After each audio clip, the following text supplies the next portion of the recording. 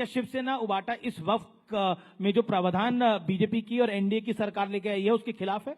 हमारे, अगर मैं क्लॉज बाय क्लॉज जाऊंगी, मैं आपको सब बता दूंगी। पर मैं अगर हाँ या ना नहीं, पूछ एक रहा हूं। मिनट, मैंने जी। कहा Shiv Sena UBT You are for it, you are against can you it. Please allow me to जी, I am allowing you. हाँ, सो डोंट इंटरप्ट। जी, जी। हम लोग बिल्कुल रिफॉर्म के साथ है, रिफॉर्म होना चाहिए, पर रिफॉर्म ऐसा होना चाहिए जो एक पूरे वर्ग को आगे लेकर बढ़े। एक सेकेंड, लेट मी कंप्लीट। जी। रही बात जो मैंने आपको बताया कि नॉन हिंदू अगर कोई डीएम बनता है तो वो उस टेम्पल ट्रस्ट में नहीं आ सकता है।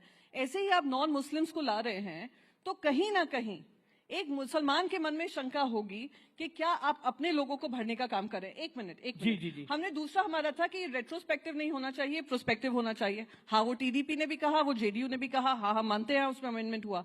ये भी अमेंडमेंट हमने कहा कि जो वक्फ लैंड होगी बाय राइटिंग होगी, ओरली कोई वक्फ लैंड डोनेट नहीं कर सकता है, वो भी उसमें लागू किया गया। तो हाँ, बहुत सारी चीजें हैं। अगर उन्होंने हमारी ये बात भी सुन ली होती तो मैं मानती हूँ कि हाँ, ये वक्फ रिफॉर्म शायद कांग्रेस पार्टी ने भी आप उनकी बात नहीं सुन रहे हैं इसलिए नहीं हो रहा। इमरान मैं मसूद जवाब मैं देना आपको बता चाहता रहा हूं। हूँ। देखिए, बात यह है 30 सेकंड में, केवल इमरान मसूद मुस्लिम जी। समाज का मामला होता तो कोई बात नहीं थी। आप कह रहे हैं क्यों चर्च में मुनम्मम में क्रिश्चियंस की लैंड को क्लेम किया है कि नहीं? यमुनानगर के गुरुद्वारे को क्लेम किया है कि नहीं?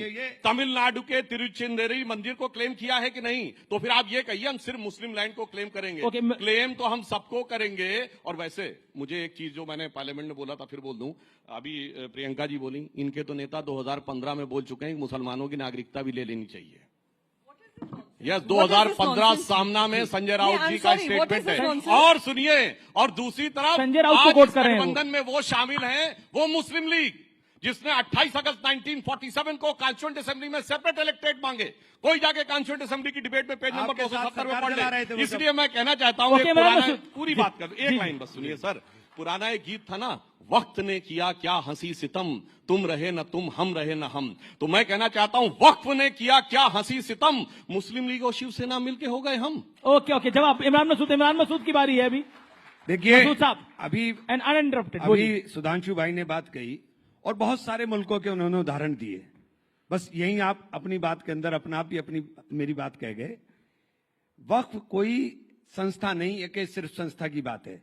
वक्फ मुसलमान का एक फरीजा है जो हर मुसलमान के ऊपर लागू होता है। और जितने मुस्लिम ममालिक आपने गिनवाए, उन तमाम मुस्लिम ममालिक के अंदर इस्लामिक लॉज हैं और उसके अंदर वो वक्फ के हिसाब से चलने का काम करते हैं। और वक्फ हमारा धार्मिक कृत्य है। बस इतनी बात समझाने की तो बात है जो बात प्रियंका जी ने कही कि आप तमाम जगहों पर काशी विश्वनाथ के अंदर, मैंने एक बहुत छोटा सा बुनियादी सवाल पूछ लिया था अपने एक साथी से, जवाब नहीं दे पाए थे और दे भी नहीं पाएंगे। अगर आप मुझसे कुछ हिंदू रिचुअल्स के बारे में पूछेंगे, सनातन रिचुअल्स के बारे में, मैं सुपरफिशियली आपको सब बता सकता हूं। लेकिन अगर ज्यादा गहराई में जाकर के आप मुझसे बात करेंगे तो मैं शायद नहीं बता पाऊंगा, क्योंकि मैं जानता नहीं। ठीक इसी तरीके से अगर आपके सुपरफिशियली कुछ मैं पूछूं, आप बता देंगे इस्लाम के बारे में, लेकिन गहराई की तरह साथ नहीं बता पाएंगे। उसके लिए आपका मुसलमान होना है। पर मेरा एक काउंटर क्वेश्चन है, 2013 में जो कांग्रेस की सरकार ने एक्ट पास किया था, क्या वो संविधान से ऊपर नहीं था, जिसके अंदर ओवर रीच थी वक्फ की? नहीं, ये मेरा पॉइंट है। नहीं, कहीं नहीं थी। ये गलत प्रोपेगेंडा किया गया। आप मुझे बताइए, 16-17 ट्रिब्यूनल हैं, क्या तमाम ट्रिब्यूनल के फैसलों को रिव्यू नहीं किया जाता हाई कोर्ट से? ठीक इसी तरह से तमाम वक्फ ट्रिब्यूनल का फैसला, उसका भी रिव्यू हाई कोर्ट से हो सकता था। आपने कह दिया कि उसको कोई चैलेंज नहीं कर सकता। अरे भाई, ये कैसे मुमकिन है?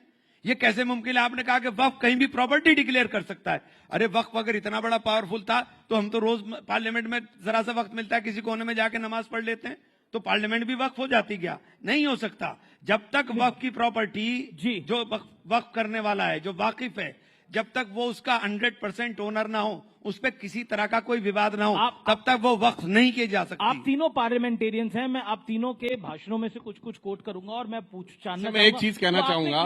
क्यों कहा? मैं शुरुआत कर लेता हूं। मैं सुधांशु त्रिवेदी आपके पास आऊंगा। इमरान मसूद आपसे शुरुआत कर लेता हूं। इमरान मसूद, आपने बोला कि इस देश में मुसलमानों का गला घोटा जा रहा है, यह आपका बयान था।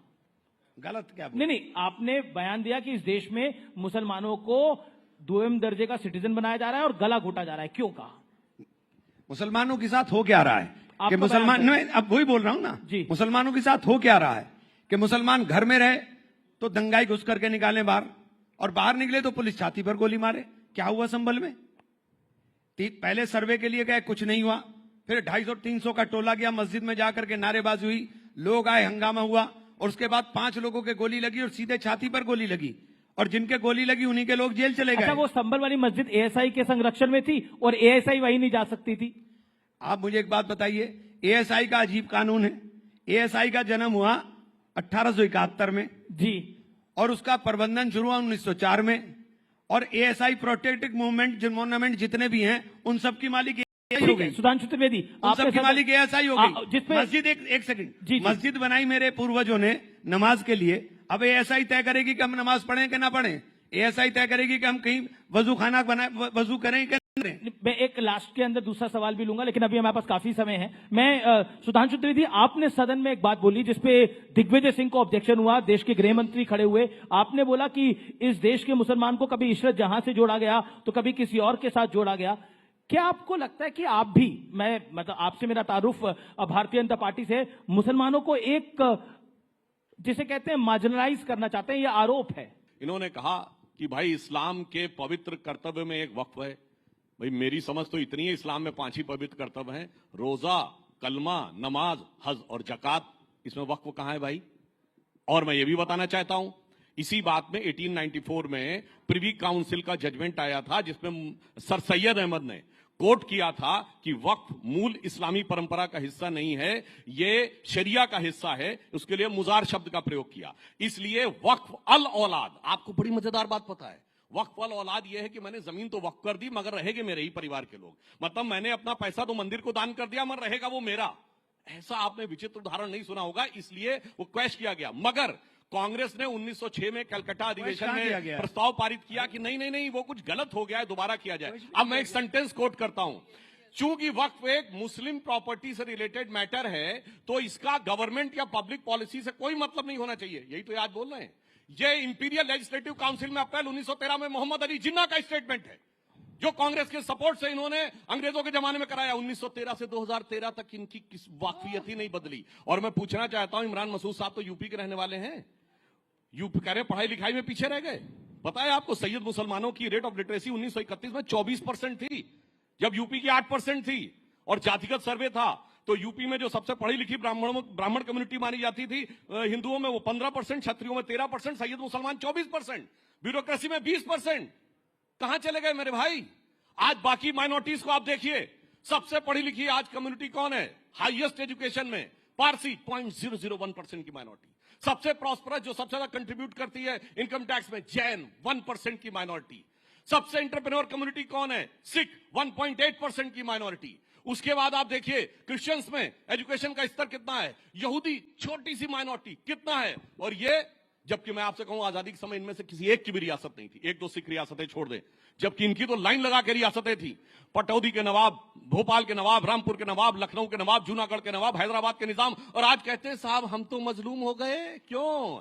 जो हुक्मराने वक्त थे वो आज मजलूम हो गए, क्योंकि सेक्युलरिज्म के जाल में ऐसे फंसे और उल जलूल हो गए। और सुनिए ये उल जलूल मामला क्या है। 2013 में आई सच्चर कमेटी की रिपोर्ट, जो कहती है मुसलमानों के हालात इतने खराब हैं कि साहब ये तो शेड्यूल कास्ट से बदतर है। और आपको पता है 1913 से 2013 तक 17 लाख एकड़ जमीन आई थी वक्फ में, और 2013 से 2023 में 21 लाख ऐड हो गई।